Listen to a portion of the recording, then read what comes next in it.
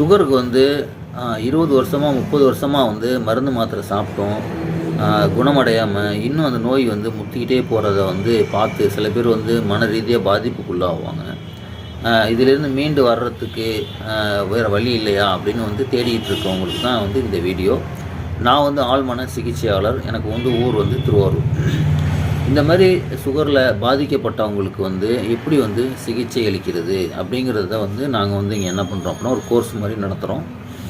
அதில் வந்து எந்த மாதிரி ஒரு அமைப்பு இருக்கும் அப்படின்னா வந்து அவங்களுக்கு வந்து முழுமையாக என்ன பண்ணுவோம் அப்படின்னா வந்து சுகர் அப்படிங்கிறது வந்து என்ன, அந்த நோய் வந்து திருப்பி குணமடைகிறதுக்கு வந்து நம்ம வந்து என்ன செய்யணும் அப்படிங்கிறத பற்றி நம்ம என்ன பண்ணுவோம் அப்படின்னா அவங்களுக்கு முழுசாக விளக்கி சொல்லுவோம்.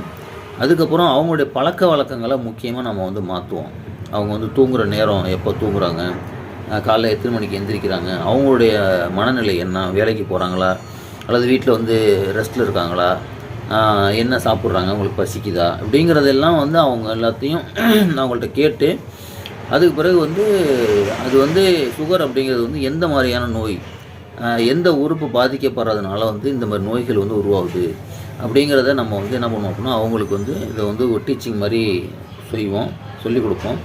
முக்கியமாக இதை நம்ம தெரிஞ்சுக்க வேண்டியது என்ன அப்படின்னா இது வந்து செரிமான கோளாறு நோய். அதாவது வந்து சாப்பிட்ற சாப்பாடு சரியான முறையில் செரிமானம் ஆகாமல் உடம்புல கழிவுகள் தேங்கி குப்பை என்ன ஆகிடும் அப்படின்னா வந்து உடம்பு ஃபுல்லாக வந்து பரவி என்ன பண்ணோம் அப்படின்னா வந்து செல்களுக்கு உள்ளர போகாமல் வெளியிலே குப்பை தேங்கிறதுனால செல்களால் என்ன பண்ண முடியாது அப்படின்னா வந்து சத்தை வந்து உறிஞ்ச முடியாமல் பலகீனம் போய் தான் இந்த நோய் வந்து உருவாகுது.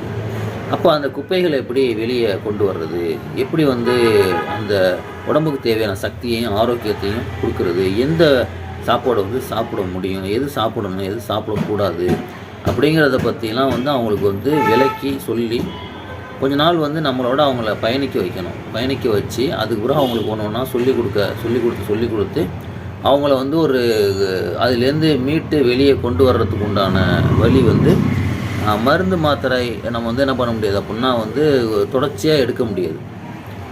எவ்வளோதோ பேர் என்ன பண்ணுறாங்க அப்படின்னா வந்து 20 வருஷம் 30 வருஷம் 40 வருஷம்லாம் என்ன பண்ணுறாங்கன்னா தொடர்ச்சியாக சாப்பிட்றாங்க. இறுதியில் அவங்க எந்த மாதிரி சூழ்நிலைக்கு ஆளாகுறாங்க அப்படின்னா வந்து அவங்க கை வெட்டப்படுது, கால் வெட்டப்படுது, அதை பார்க்குறாங்க. இது வந்து என்ன ஆகுது, எப்படி இது வந்து இவ்வளோ எல்லாமே செஞ்சும் இந்த மாதிரி சில பேருக்கு என்ன ஆகுது, இந்த மாதிரி தொந்தரவுகள் வருது அப்படின்னு அவங்க என்ன பண்ணுவாங்க அப்படின்னா வந்து